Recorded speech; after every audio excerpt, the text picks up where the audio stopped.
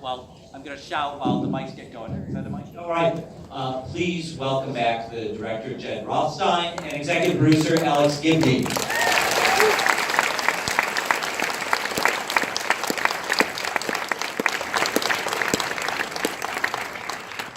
Changed. My evening wear. That's great. Thanks everybody for watching.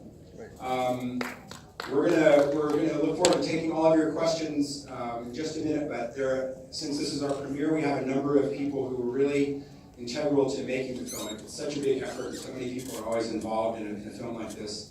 And I just want to recognize them, give them a hand, and call out some names of some of the folks who are here. I'm going to look on my phone so I don't forget.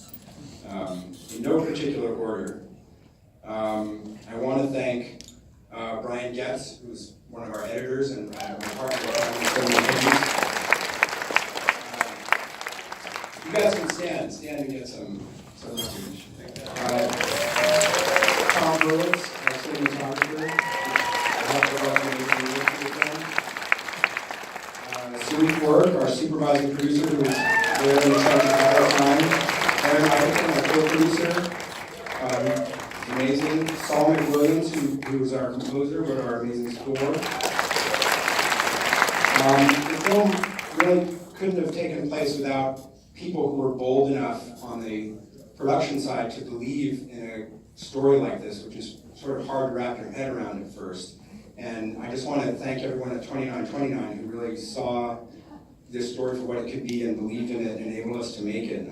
Todd Wagner, Ben Cosgrove, and Jeff and Mark Cuban, I think, many of them are here tonight.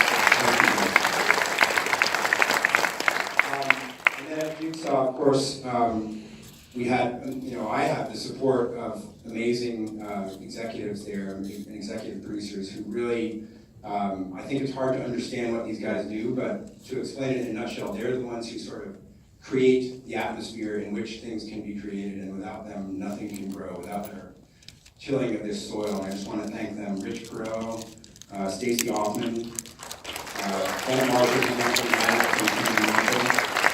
of course Alex, who's our guiding light there at Jigsaw. And lastly but not least, Brian Suffren, who's one of the most supportive producers that I could ever ask for to help make a film.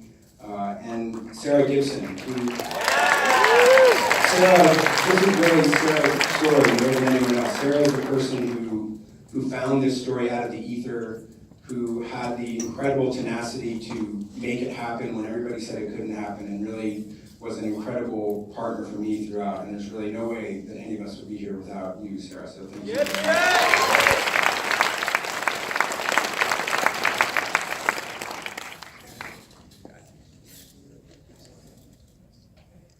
So I think we can open it up to questions if anybody has.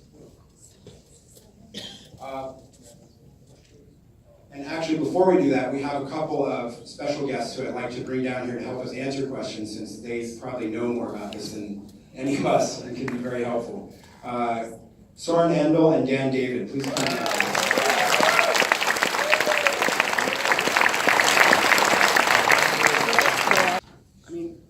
What really struck me was less the specifics of the story and more the basic idea of being lied to and being sick of being lied to. And I think Dan articulates this in the film.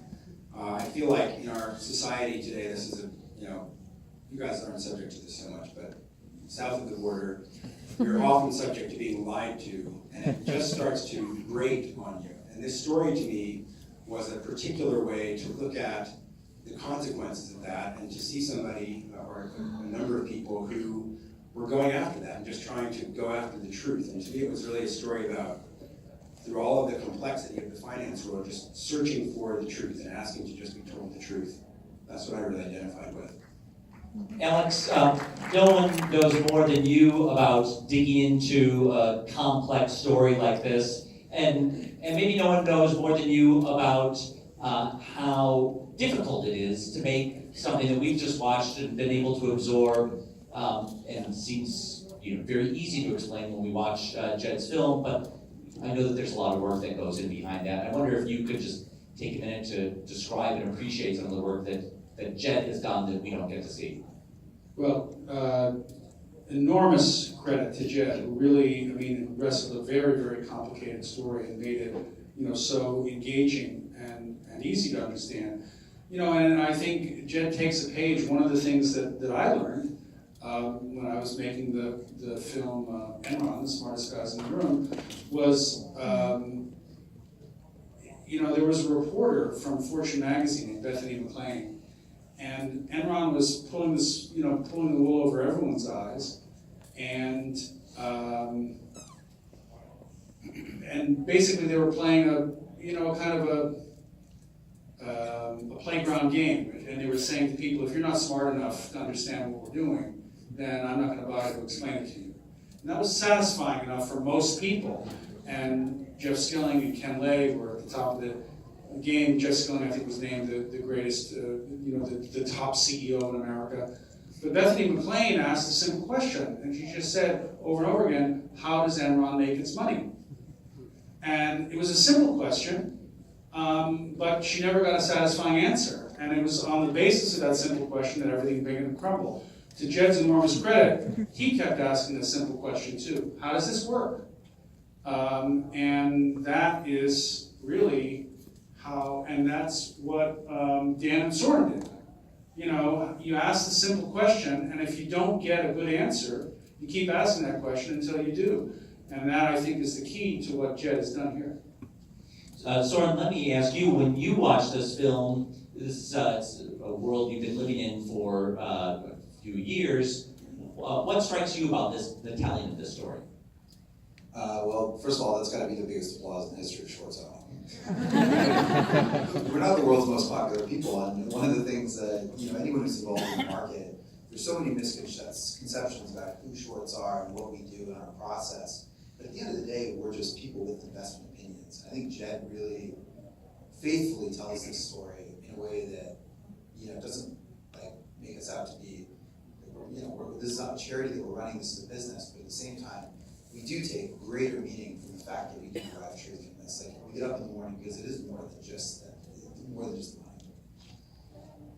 Dan, what do you hope people are going to take away from this film?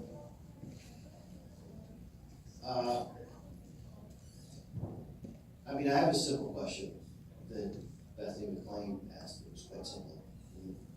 We did something here. I don't know if it was good. I hope it was. But what are you going to do? Because when this is all over, this is just a movie. And if you don't do something, and you don't get involved in your own personal finances, and understand what Chinese held securities you have in your 401k, and the indifference that your politicians have to your financial well-being, then it was for nothing. So what I hope for this is that you see that I am an incredibly average person. Painfully average. So I'm you. And you need to get up and do something besides seeing a movie.